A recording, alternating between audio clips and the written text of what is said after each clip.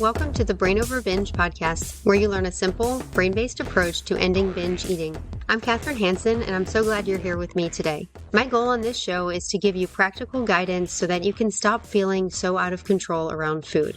I want to empower you to know that you are capable of doing this, that food noise does not have to control your life, and it certainly does not have to lead to binging.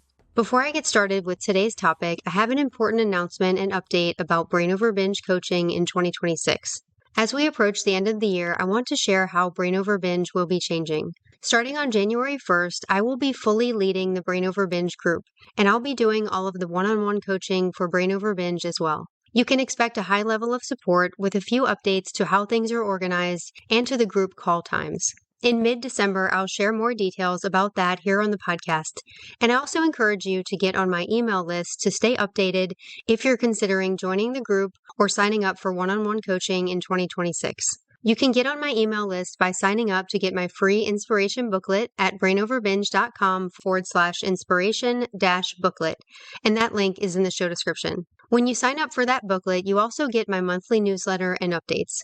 I also want to let you know that Coach Julie will still offer her amazing support independently through her own services. So if you want to keep working with Coach Julie in 2026 in a group or in one-on-one coaching, you can absolutely do that.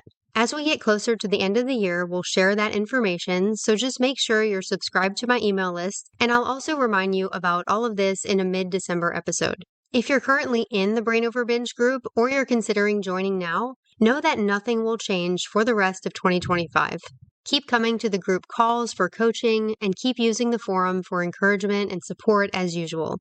And know that Coach Julie and I will do our best to make the transition as smooth as possible for everyone in 2026. I'm deeply grateful for Coach Julie's contributions to Brain Over Binge. Her compassion and practical guidance have helped so many people make real change, and I still plan to have her on the podcast from time to time to share her insights and ideas, because her thoughtful discussions have definitely enriched the show. We both look forward to continuing to help people on their journey to be completely free of binging in 2026 and beyond, and we thank you for putting your trust in us and for your commitment to recovery. Thank you for listening to that update about the upcoming changes. And now I'll move on to today's topic, which is about the idea of binging being some form of protection. This comes up a lot in the world of eating disorder recovery. Maybe you've heard that binge eating is protecting you from difficult emotions, or from something that's happened to you that feels too painful to face, or that binging is like a shield from trauma or distress. You may have heard theories that it's protecting you from hard conversations, from work challenges, from stress, from putting yourself out there and dating, from intimacy, from socializing, from failure, and the list could go on. This theory of binging as protection is pretty widespread. And it often sounds something like, your binge eating is a subconscious way that your body and mind is trying to keep you safe. I'm going to discuss many aspects of this today and help you determine if this idea is helping you or not. My purpose is not to take away any ideas that are serving you and that are leading to recovery. But in the work that I do, I've seen this idea of binging as protection cause people to cling to binging even more. So I'm here to offer another way to look at this if you are feeling stuck. Maybe you've tried believing that binging is protective, and maybe that has felt comforting for a while because it seemed to give you a reason for binging that made sense. I know how awful it is to feel so out of control around food.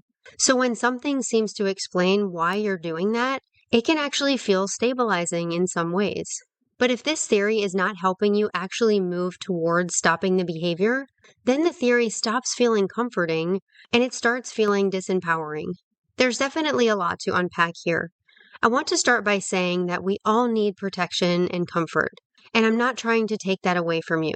I can absolutely remember being immersed in the idea that binging was helping me in some way or somehow keeping me safe.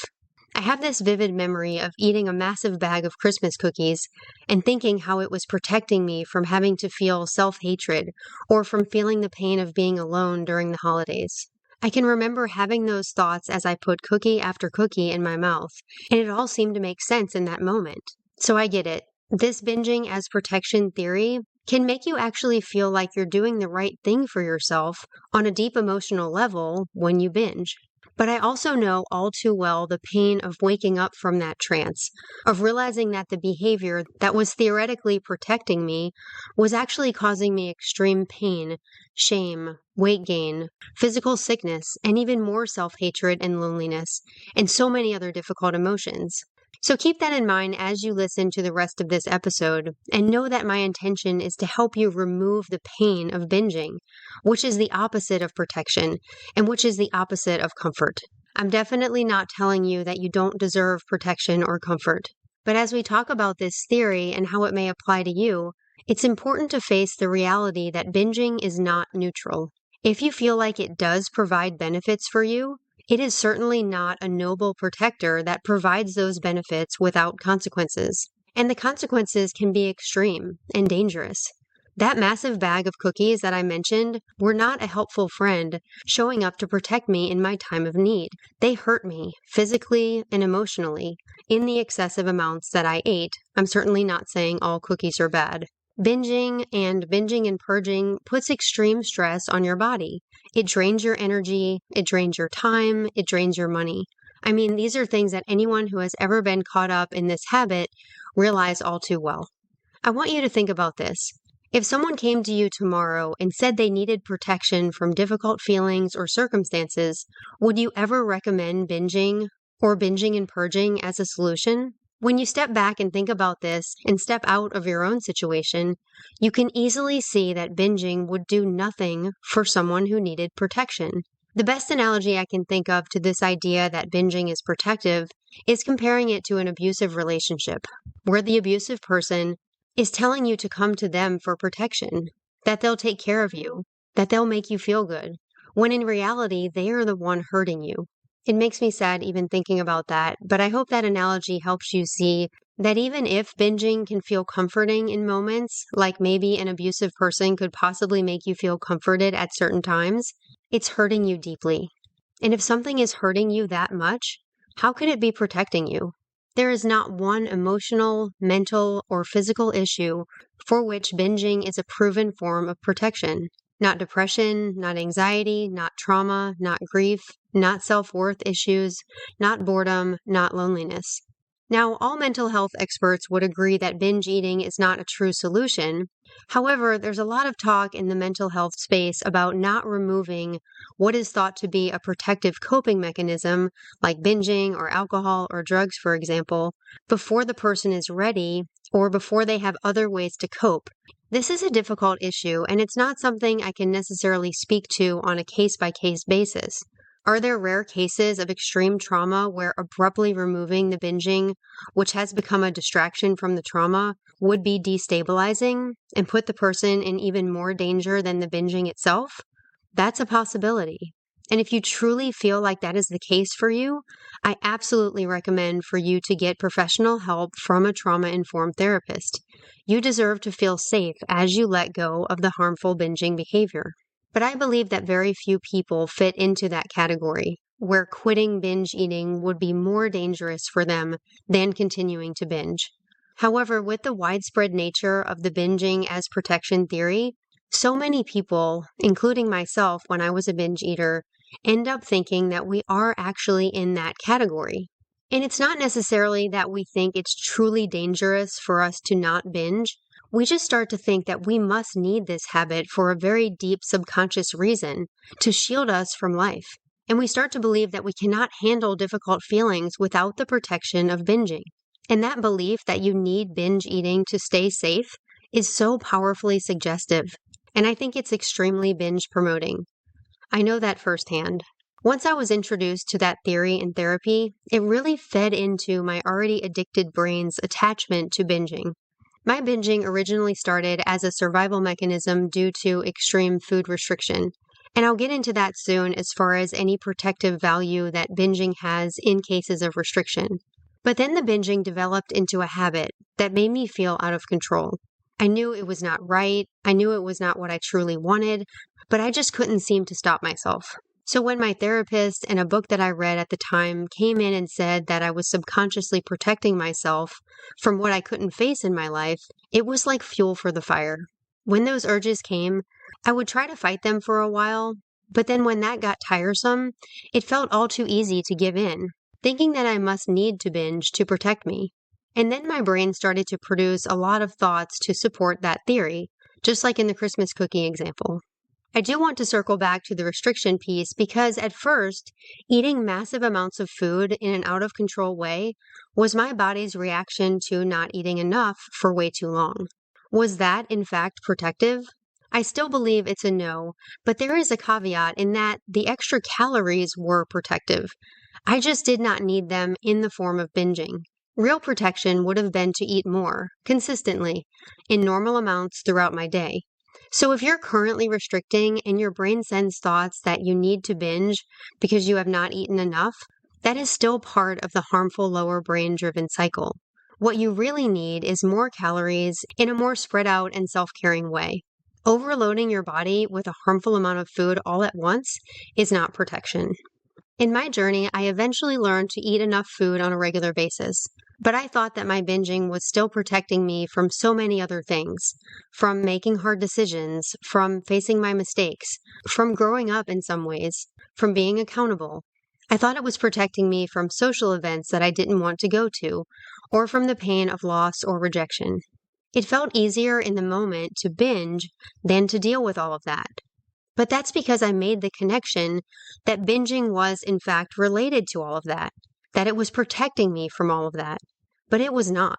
I thought that it was like flipping a coin, and on one side of the coin was facing life head on and dealing with all of my problems, and on the other side of the coin was binging.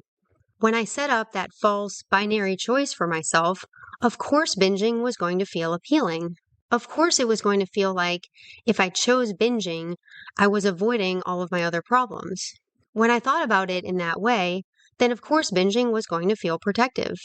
In the moment of the Christmas cookies, it felt like I had flipped the coin and I had landed on binge. So therefore, my problems were temporarily gone. But that simply was not the case. It was not the reality of things. It was an illusion. Binging was a distraction at best, but it compounded every problem that I ever had. It did not protect me from any of them. And the binary choice I set up for myself made me think that if I did not choose to binge, then I would have to deal with life, and that would be too hard. In the case of the Christmas cookies, I would tell myself that if I did not binge, then I would have to sit there and think about my self-hatred. But I actually did not have to do that. I don't think it's ever a choice between feeling all of your hard feelings or binging. I could have distracted myself in many other ways if what I truly needed was distraction from feelings of self-hatred. It was the same with all of the other things that I thought binging was protecting me from. The choice was not to binge or to make hard decisions. I could actually avoid making hard decisions if I wanted to and still not binge. It was not binge or face my mistakes. I could avoid facing my mistakes and still not binge. It wasn't binge or go to a social event that I didn't want to go to. I could avoid a social event and still not binge. I feel like I could go on and on here, but this was such a big realization for me. I didn't need to deal with life perfectly in those moments. I could still avoid my problems if that's what I wanted. I could still protect myself from hard things. I just didn't need to hurt myself with binging to do that. Even back then, when I was immersed in this habit and also this protection theory, in some ways I could see that what I was doing was not completely rational. Because there were times that I did know there was another way I could get that same protection from my feelings. But in the moments of urges to binge, I did not want any other form of protection. For example, at the time, I knew that driving in my car and blasting my favorite music was a great way to distract myself from self-hatred, and it was much better than binging. But in the moments that I felt so driven toward food, I brushed that thought away. Any other way to distract myself was simply not appealing. Even though I knew I could call and cancel a social event that I didn't want to go to get the same protection that I thought a binge provided, I didn't want to do that during an urge either. I wanted to binge, and then I would binge and tell myself it was for protection, even though I knew there were so many other ways I could have provided myself that protection. And truly, I also knew that there was nothing wrong with turning to some food in moments when I may have needed distraction or comfort. In the Christmas cookie example, I could have had a few cookies, enjoying the distraction and the pleasure that it provided, Maybe I could have had some coffee with them for a brief reprieve from life, and that would have been fine. Food has a place in helping you have pleasure in your life, and even reprieve from your feelings for a little while when you're eating normal amounts. But binge eating never provides that. It always hurts you. And so far, I've been talking about other ways that I could have distracted myself to get that same protection that I thought binging provided. But I also knew that I could have done truly helpful things too, like things that help me process the feelings and learn from them and care for myself. I knew that if I had feelings of self-hatred, I could call a friend for support, or journal about my feelings, or try to do some self-affirmations. But again, those forms of protection were not appealing during the time that my body and lower brain were so zoned in on wanting food. In those moments, no other protective distraction or coping strategy would do because I truly did not want protection. I wanted large amounts of food, and then my brain spun a story about it. And that story gave me all the more reason to follow through with the harmful behavior. If you've also experienced this illusion of protection, think about how you feel after the binge. Is there ever a time after a binge that you feel safer in your life or more protected? For me and for so many people I've worked with over the years, binging always feels like adding another layer of pain on top of whatever else you're dealing with in your life. Like I said, at best, binging is a temporary distraction or temporary numbing out, but it has terrible consequences. And again, you can get that numbing out effect in other ways if that's what you truly want. But when your lower brain is conditioned to urge you to binge, you don't want another way to numb out or another form of protection. But when you take away that urge, if you take away that desire for massive amounts of food, then everything changes.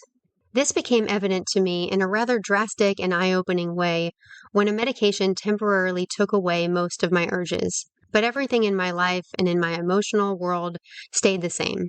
For those of you who have read my book, you know that I took topiramate off-label for binging a long time ago. It had bad side effects for me, it was not a long-term cure, and it's not something I'm recommending at all. And of course, all medical decisions are definitely up to you and your doctor. But when this medication shut down my urges for a short time, it taught me that without that incredible urge, it did not matter what feelings were there. It taught me that those feelings had never been the direct cause of binging. Because without that urge, it seemed nonsensical to binge in relation to any of my feelings. This doesn't mean I handled my feelings well at all. I just figured it out the best I could in each moment, because binging simply didn't feel like an option or like something I wanted to do without that urge. Sometimes I distracted myself in other ways if I did not want to face things, or sometimes I tried to face things with actual coping strategies, and I either succeeded or failed, but there was no urge to binge. So again, the idea of binging to protect myself from life or from emotions just seemed nonsensical. And this is how I operate today as well, but without medication. The medication's effects were very short-lived for me, and then I learned to decondition my brain on my own and eliminate the urges. But I think what I experienced on that medication is what some people are now experiencing with the GLP-1s. And I want to mention it here because I feel like it's important, but I don't want to go too far down this path in this particular episode. I do have 2 other episodes on the topic of GLP-1, so if you're interested in learning more, I'll link those 2 episodes in the show description. But here, I just want to say that some people who are taking GLP-1s describe a similar experience that I had on topiramate. I've heard stories of people discovering that after years of thinking they were coping with emotions with food, they suddenly realize they're not emotionally broken after all, and they're not in need of protection from food. Whether that effect is due to a GLP-1 medication or another medication or some other factor, when someone has a negative feeling and does not have an urge to binge along with that negative feeling, the idea that binge eating would be protective in that moment just does not surface at all. Sure, life is still hard, but the false connection between binging and protection is just non-existent. And everyone's experience on medication is a little different, and this is not a simple topic when we get into these GLP-1s because there are significant risks involved, just like when I was on topiramate, and they're not long-term solutions. But I just want to say here that I hope that one good thing that comes out of their widespread use is that we stop telling people that are overeating or binging that it's because of deep emotional reasons and that they need food to protect them from life. And with all of the hype around these medications, I think there's been a real lack of conversation about this. I mean, for so many years, the mainstream idea has been that people who overeat and binge are emotionally eating, or eating to cope, or eating for protection. And now it feels like whiplash. It feels like a full 180, and now the mainstream idea is that all people need is an injection. And I'll say again that I realize I'm touching on a very complex topic in a short time frame, but hopefully I can get back to this topic in more detail in another episode. The point here is that if a medication can take away someone's theoretical need for the protection of food, maybe food was never protecting them after all. And I think this then leads into the question of whether or not people need protection from the urges, and then what risks are involved when we try to protect them from the urges with things like medication. I definitely experience both, like the urges going away for the most part from a medication, and then the urges going away completely naturally when I reframed how I viewed them and learned how to not act on them over and over until my brain learned that I no longer needed the habit. And that's basically everything I teach in Brain Over Binge. I teach that you do not need protection from the urges, and what you need to do is learn how to respond to them differently, and then they go away over time as your brain is deconditioned. Ultimately, I'm grateful that I did the natural route because I learned that I never need protection from an urge. I learned that urges are not harmful and never mean that you have to binge. But I also understand that everyone is on a unique journey and that these medications have a place for some people. And like I said, the decisions are always up to you and your doctor. Wherever you are right now, and however you're choosing to approach recovery, medication or no medication, a good place to start is to try to begin to see just how much safer you are without binging. Really try to see that it's not a protector, and in fact, it's the opposite. And I'm going to wrap up this episode by telling you that the holiday season is actually a great time to practice this. Through the years of helping people through the holiday season, I've heard this protection idea brought up a lot. Some examples of protection stories that show up are, binging protects me from having to make decisions about holiday food, or binging helps me avoid the stress of family gatherings, or binging protects me from the pain of holiday memories. Be compassionate to yourself when you have these thoughts, but start to become aware of how these thoughts actually drive the harmful behavior, and see if you can start seeing these thoughts for the illusions that they are. Realizing that you would never recommend binge eating as a protection for any of those reasons to anyone else that you cared about. Holidays may bring up some very real and heart-wrenching challenges for you, but always remember that binging only adds more pain to carry. Dealing with things in the best way you can and getting support when you need it is always better than binging. Really remind yourself that when you don't binge, you're helping yourself become so much safer. Dropping the illusion of protection makes it so much easier to see your urges as just junk from your lower brain, as faulty signals that your brain has learned over time, but that you no longer need for protection or for any other reason. That's all for this discussion. I hope you found this episode helpful and empowering. And if you did, I'd love it if you shared it with someone else who might benefit, or left a review on the platform of your choice. If you want more support as you let go of this behavior, you can find all of the Brain Over Binge resources in the show description, including my books, my self-paced online course, one-on-one coaching, and group coaching. Thank you so much for being here today. I look forward to talking to you again in the next show. And as always, I want to encourage you and remind you that you have the power to change your brain and live a binge-free life. The Brain Over Binge podcast is produced and recorded by Brain Over Binge Recovery Coaching, LLC. All work is copyrighted by Brain Over Binge Recovery Coaching, LLC, and all rights are reserved. As a disclaimer, the hosts of the Brain Over Binge podcast are not professional counselors or licensed healthcare providers, and this podcast is not a substitute for medical advice or any form of professional therapy. Eating disorders can have serious health consequences, and you are strongly advised to seek medical attention for matters relating to your health. Please get help when you need it, and good luck on your journey.